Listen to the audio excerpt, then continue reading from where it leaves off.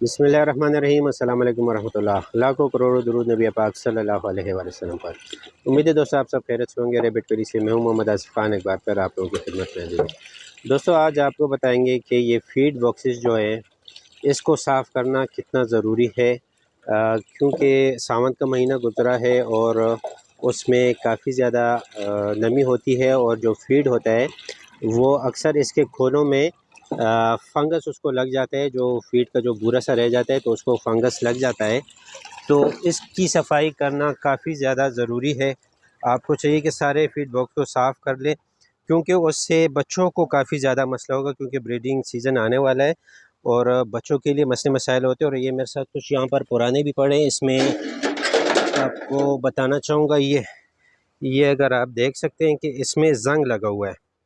ये मेरे साथ क्योंकि काफ़ी पुराने भी पड़े, तो जिसको भी जिस बॉक्स में इस तरह ज़ंग हो, इसको धो के भी आपने इस तरह नहीं रखना, क्योंकि ये ज़ंग आप देख सकते हैं, इसको एक दफ़ा धोया हुआ है और ये दोबारा भी इसमें ज़ंग आ गया है। तो ये भी सारे बैक्टीरिया हैं जिससे बनिश जो है वो काफ़ी ज़्यादा जल्दी उसमें मोर्टेलिटी हो सकती है। तो आपको चाहिए कि इसको रंग कर दें, रंग के बाद फिर आप इसको रख दें, या तेल वगैरह लगे, मगर उससे भी बेहतरीन है कि आप इसको अच्छे तरीके से रंग कर दें और उसके बाद फिर इसको यूज़ करें। तो इसकी सफाई जो है वो बहुत ज़्यादा ज़रूरी है और इसको धूप लगाना भी ज़रूरी है। इसको हम धो के फिर वहाँ पर हम धूप में रख रहे हैं ताकि इसको धूप लगे और बिल्कुल बैक्टीरिया फ्री हो जाए। इसमें डिसइंफेक्ट स्प्रे भी इस पर हमने किया है, तो ताकि सारे बैक्टीरिया जो हैं वो ख़त्म हो जाएं और धूप के साथ जो है वो सारे बैक्टीरिया तकरीबन जो है वो ख़त्म हो जाते हैं। तो आपको चाहिए कि इसका भी लाजमी ख्याल रखें। छोटी सी वीडियो बनाई है, मगर मकसद यही है कि किसी को पता नहीं होता और इसमें लाजमी ऐसे हो जाता है।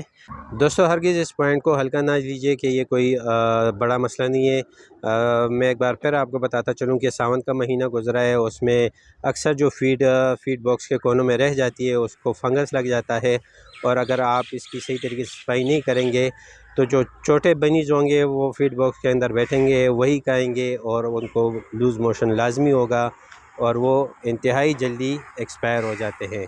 तो काइंडली इसको लाइट ना लीजिए और आप लोग भी अपने फार्म की इस तरह साफ़ सफाई करें, और इंशाल्लाह जो भी आपके साथ अभी ब्रीडिंग आएगी, अल्लाह करे कि वो सब कुछ सक्सेसफुल रहे और जिस मकसद के लिए आप लोग फार्मिंग कर रहे हैं उसमें कामयाब रहे। उम्मीद है दोस्तों आपको वीडियो पसंद नहीं होगी। वीडियो पसंद नहीं हो तो वीडियो को लाइक शेयर ज़रूर कीजिए, चैनल को सब्सक्राइब करें, बेल के आइकन को प्रेस करें ताकि हर नई आने वाली नोटिफिकेशन आपको बर वक्त मिल सके। मिलते हैं इंशाल्लाह किसी नई वीडियो के साथ। अपना ढेर सारा ख्याल रखिए, मुझे दुआ में याद रखिए। अल्लाह हाफिज़।